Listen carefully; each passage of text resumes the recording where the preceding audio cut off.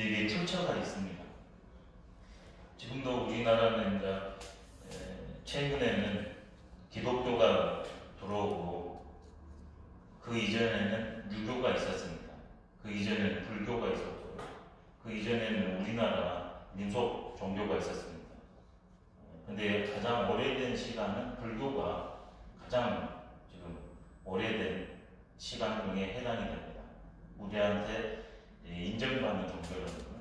근데 제일 밑에는 우리의 민족 종교가 제일 밑에 있다고 보면 맞을 것 같습니다. 이 화룡 정점은 불교와 관련된 그런 보사입니다. 옛날 중국에서 안락사라는 절이 있었습니다. 발음을 잘해야 되겠네요. 잘못하다가 절인데 안락사라고.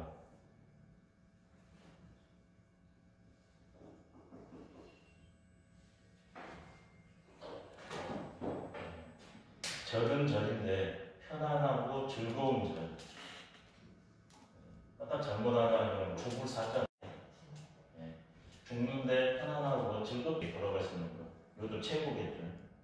공부를 하면 이렇게 될 수 있다고 합니다. 또 종교를 가지셔도 이렇게 될 수 있고, 그 다음에 자기 신념을 가지고 있어도 안락사가 가능하다.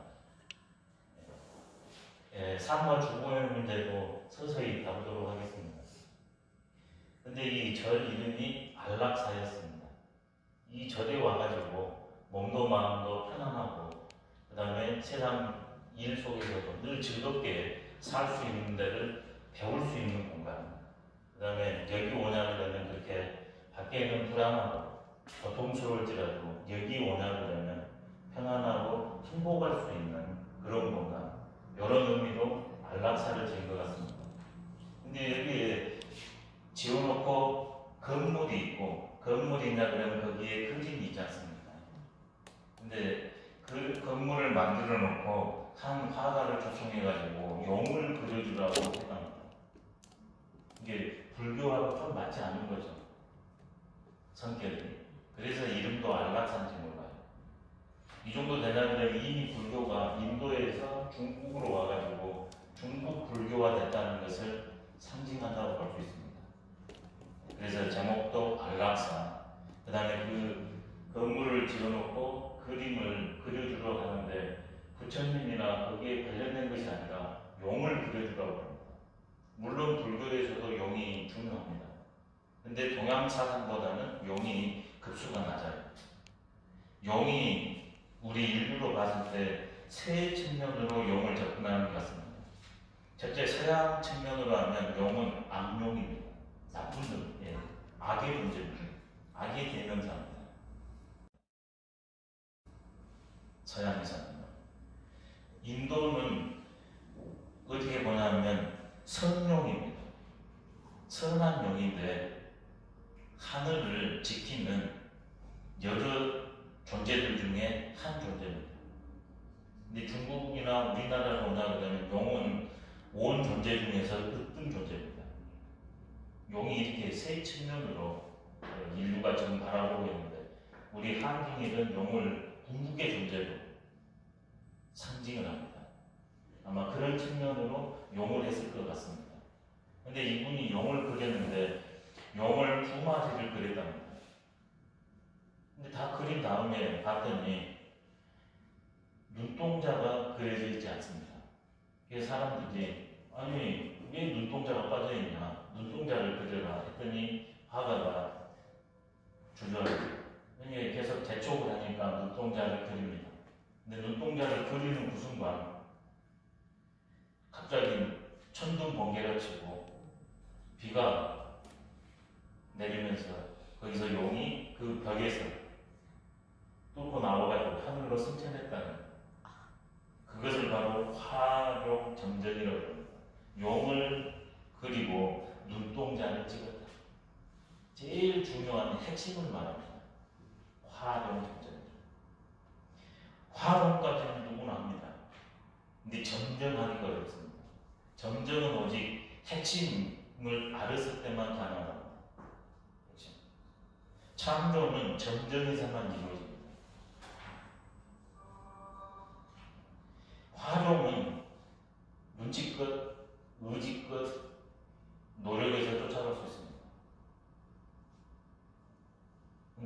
정은 오직 현상의 원리를 알았을 때만 가능하다. 여기서 흥미로운 것이 있습니다. 여기 계신 분들 사람을 처음 볼 때 제일 먼저 뭘 봅니까? 예, 어떤 분은 눈 보신다고 그러냐면 전체 분위기.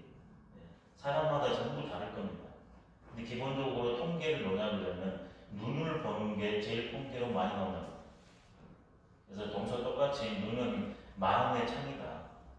그래서 몸이 옛날 말로 100냥이라면 눈이 90냥이라 해가지고 눈이 제일 중요하다고 합니다.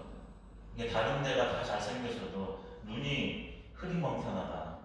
아니면 눈이 너무 기가 나고 싸납다. 그러면 그게 정은 됐는데 이게 문제랍니다. 그러면 눈은 어떤 눈이 제일 좋을까? 자연인 용환입니다. 용의 눈입니다.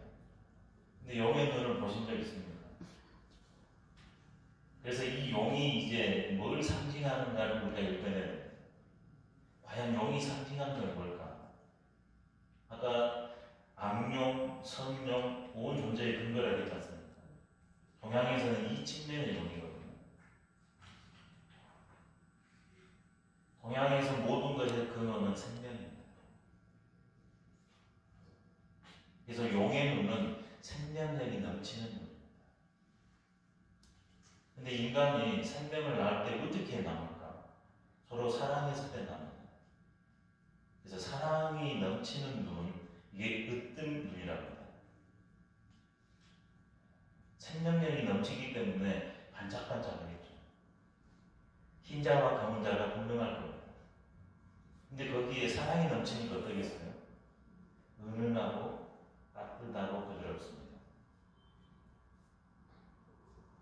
그걸 용환이라고 합니다. 그래서 사람이 바로 생명과 사랑의 눈을 뜨면 그 순간 용이 된대요. 그게 화룡 점정에서 우리가 칭할 수 있는 의미 같습니다. 그렇다면 과연 나는 지금 어떤 눈을 가지고 살고 있는가? 사나운 눈인가? 아니면 흐리멍텅한 눈인가? 아니면 용의 눈인가? 용의 눈을 갖는 방법 세상 직감입니다. 늘 사랑스럽게 대상을 바라보면 용의 눈으로 바뀐다. 그럼 이제 악한 눈으로 바꾸고 싶다. 그러면 늘 나쁘게 째려보랍니다. 꼬나보랍니다. 그럼 인생이 곧바로 악하게 바뀌어버립니다. 근데 지금 이 순간 내가 용이 되는 방법, 늘 사랑의 마음, 사랑의 말, 사랑의 행동을 하면 된대요. 이게 동서양 똑같은 의미입니다. 서양 화가 중에서 1900년 초에 활동하고 그 당시에는 너무나 고생했는데 지금 오냐고 그러면 그분의 그림이 천문학적인 수가 나옵니다. 피카소와 동시대 사람입니다. 모딜리안이라고 그 목이 긴 여성 그림 보신 적 있습니까? 목이 이렇게 길듯 해가지고 이렇게 되는 거 있죠. 우리 동양에서는 목이 길어 슬픈 사슴이라는 거 있는데 그 사람은 사람 여성인데 이렇게 목이 이런 식으로 길듯하게 돼서 그 모딜리안의 아내입니다. 3년, 4년 정도 불꽃 같은 사랑을 했는데 말로는 이제 마지막으로 비참하게 끝났습니다만. 근데 그 모딜리안의 그림이 여러 개가 있는데요. 가장 인상적인 게 뭐냐면 다 그렸는데 눈동자가 없는 그림이 있습니다. 그것이 제일로 귀하게 지금 사람들이 관심을 갖습니다. 근데 이제 물었습니다. 물론 장르라고 그러는데 왜 내 그림을 그려놓고 눈동자를 그리지 않았냐? 그렇게 물어봤더니 모딜리안이가 이렇게 대답합니다. 앞 문장은 빼버리고요. 내가 당신의 영혼을 알게 되면 그때 그리게 됩니다.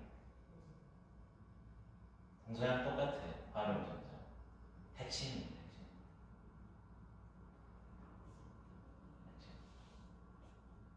핵심을 파악하는 그 순간 나는 이 벽에 있는 한가 그림이었잖아요. 파악하는 그 순간 이 벽은 나를 내 스스로 나는 이런 존재야. 그 다음에 세상에서 너는 이런 존재야. 이렇게 살아야 돼. 그렇게 규정해놨는데 그 규정을 뚫고서 자유로워져. 핵심을 아는 순간 나와 세상에서 자유로워져. 그게 화종 정정입니다.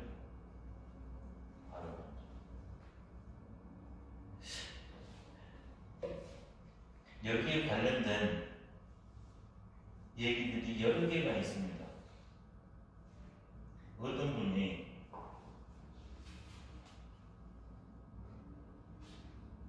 우리나라에 있었던 얘기입니다. 왕이 용이 이런 신령한 존재이기 때문에 황룡사도 만들었잖아요. 그리고 거기다가 국균석도 만들어 놓고 우리가 세계의 중심이 되려고 하면 제일 밑에 층은 일본이었습니다. 그것을 이제 누르고 제압하는 거죠. 근데 그에도 뭐냐 그러면 용을 조각하려고 하는데 추천해보라고 했더니 두 조각가가 추천됐습니다. 그래서 모든 편의를 제공하고 용을 한 다음에 더 좋은 것을 마지막 건물 정점에다 올리겠노라 이렇게 했습니다. 두 조각가가 목욕 제기하고 날마다 지극정성으로 합니다. 사람들이 가서 볼 거 아닙니까? A는 사람들이 딱 보는 순간 다 노래요. B는 보는 순간 A 이름. 시간이 지나가지고 완성이 됐습니다. A 것은 막 뚫고 올라갈 것 같습니다. B의 것은 울퉁불퉁해가지고 용같이 왔습니다. 전부 사람들이 A에 관심을 두었는데 실제 자리에 올렸습니다. A는 이목입니다. B는 가까이서 봤을 때는 울퉁불퉁해가지고 용받지도 않았는데 딱 멀리서 제자리에 올려놓는 그 순간 보니까 비룡선천입니다. 원리를 모르면 그런 원리를 아는 그런 이분은 A는 뭐만 생각하는 겁니까? 지금 제 눈에 자기가 앞에만 본 거예요. 이게 어디에 자리 잡을 것을 생각을 안 하는 거예요. 부분만 본 거예요. 근데 B는 전체를 봤기 때문에 그 크기가 건물하고 맞아야 되잖아요. 그 다음에 사람들이 어느 정도 각도에서 바라봐야 된다는 걸 알기 때문에 작게 된다는 거면 이무기가 된다는 사실을 알기 때문에 크게 만든 거예요. 원리를 알고 모르고 이런 큰 차이를 가져오는 것 같습니다. 그러면 원리를 알 때 뭘 알아야 될까? 성경에서도 유사한 비유가 있습니다. 선악과 비유가 있습니다. 선악과 비유. 하나님께서 에덴 동산을 만들고 이제 아담과 하와가 편히 살 수 있도록 조건을 맞춰준 다음에 여기에 있는 모든 과일을 따먹어도 좋다. 그렇지만 단 하나 선악과만은 따먹지 말라고 이렇게 말씀을 하셨습니다. 근데 하루는 뱀이 이브를 유혹합니다. 하나님께서 만약 따먹으냐 그러면 그 순간 죽을 것이다 이제 이렇게 해가지고 이게 유혹의 손길이 갈라다가 말고 그게 죽음 때문에 그걸 이겨내고 있었는데 이브가 와서 이브한테 뱀이 와가지고 속삭이는 것이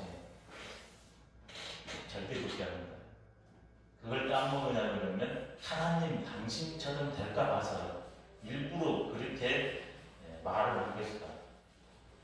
그 말에 이브가 넘어가가지고 뱀이 따는 것을 먹고 그러면 자기만 하니까 미안하잖아요. 그래서 아담한테도 주는데 아담은 먹습니다. 근데 그 순간 부끄러움을 알게 돼가지고 이파리를 따가지고 중요 부위를 가립니다. 그 이전에는 아무렇지 않았는데 선악과를 따먹는 어느 순간 놀랍게도 바로 죽는 것이 아니라 이파리를 따가지고 중요 부위를 가지고,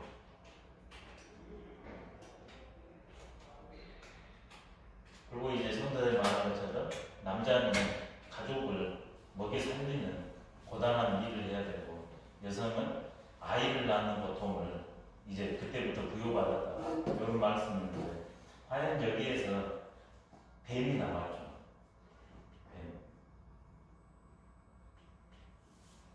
뱀의 상징은 뭘까? 아까 이분이 하나 말씀드렸습니다. 뱀이 두 종류가 있거든요. 아까 전에 말한 P 종류의 뱀이 있고 A 종류의 뱀이 있어요. 근데 여기에서는 A 종류의 뱀으로 쓰인 것 같습니다. 뱀이 불쌍합니다. 불쌍. 왜? 계속 뭐랍니까? 뱀이 하는 거 있잖아요. 허물을 받기 때문에 옛날에 동양에서 불사의 신이 뱀이에요. 근데 그게 사람한테 잡혀 죽으니까 이게 떨어진 거예요. 그 다음에 이게 뇌몬 동물이거든요. 그래서 더 떨어진 거예요. 근데 좋게 했을 때는 허물을 받기 때문에 불사로 쓰여가지고 존중받았습니다. 성사는 바로 일반 신들을 물리치고 그는 하나님 한 분을 모시기 때문에 그런 게 전부 신학적으로 보면 연기가 됩니다. 자, 그럼 본론으로 돌아와서, 그러면 이 선악과는 뭘 생각했어요? 과일은 과일인데 선악 과일이거든요. 왜 선악 과일을 까먹었는데 그때 부끄러움을 느꼈을까요?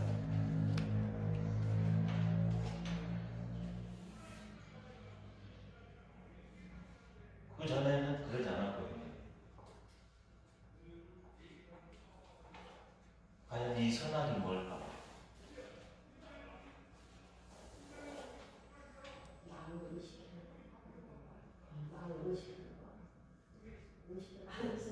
예, 그러니까 이제 선악이잖아요. 선악.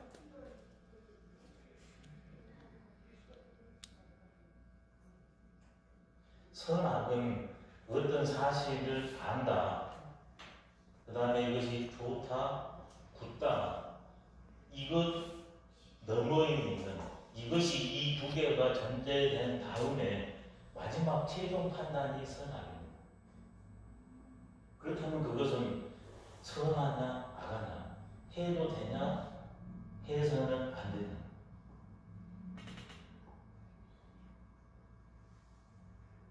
마지막 오류가 선악입니다. 제일 처음에는 진위, 참이냐 거짓이냐를 압니다. 어떤 사실을 만나면. 그 다음에 이것이 나한테 좋다 못다 미줍니다. 그렇다면 이걸 어떻게 하단 말이냐. 그게 선악이에요. 어떤 사실이 있으면 그 사실 인식과 감정이 개입돼가지고 마지막 판단의 근거가 선악입니다. 근데 이 판단이 인간적인 내식의 판단이 돼버리면 그때부터 본래성하고 어긋납니다. 그래서 성서에서도 내 뜻대로 말없이고 하느님 뜻대로 하십시오. 내 뜻대로 선이다 악이다 판단하는 그 순간 진리하고 멀어져 버립니다. 진리하고 거리가 멀어져 버리면 성서에서도 진리가 너희를 자유케 하려 했잖아요. 자유롭지 못하게 됩니다.